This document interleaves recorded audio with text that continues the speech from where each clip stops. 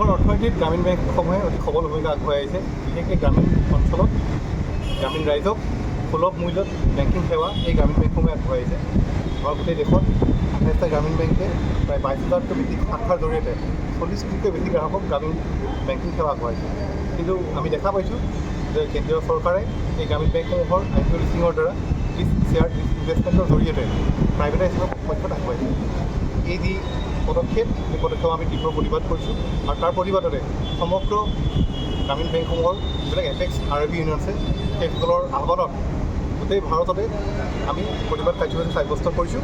যোৱা 21 তাৰিখে গোটেই ভাৰতৰে RIBবিলাকত আমি আমি বিষয়া কৰ্মচাৰীসকলে ব্লেক বেল্ট পৰিধান কৰিছোঁ প্ৰতিবাদ কাৰ্যসূচী হিচাপে।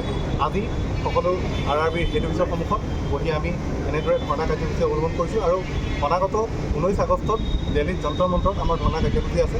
গতিকে আমি চৰকাৰক আহ্বান জনাওঁ তেওঁলোকে যাতে গ্ৰামীণ ৰাইজৰ স্বাৰ্থত RIBসকলক শক্তিশালী কৰাৰ স্বাৰ্থত তেওঁলোকে IPO লিষ্টিঙৰ এই যি পদক্ষেপ সেই পদক্ষেপ তেওঁলোকে বৰ্জিত কৰে আৰু যাতে RIBসকলৰ যি ষ্ট্ৰাকচাৰ সেই ষ্ট্ৰাকচাৰ অক্ষুণ্ণ ৰাখে আৰু যাতে আমি অনাগত দিনত গ্ৰামীণ ৰাইজক আৰু সেৱা আগবঢ়াই দিবৰ কাৰণে আমাক শক্তিশালী কৰি ৰাষ্ট্ৰীয় গ্ৰামীণ বেংক গঠনৰ স্বাৰ্থত তেওঁলোকে ধন্যবাদ।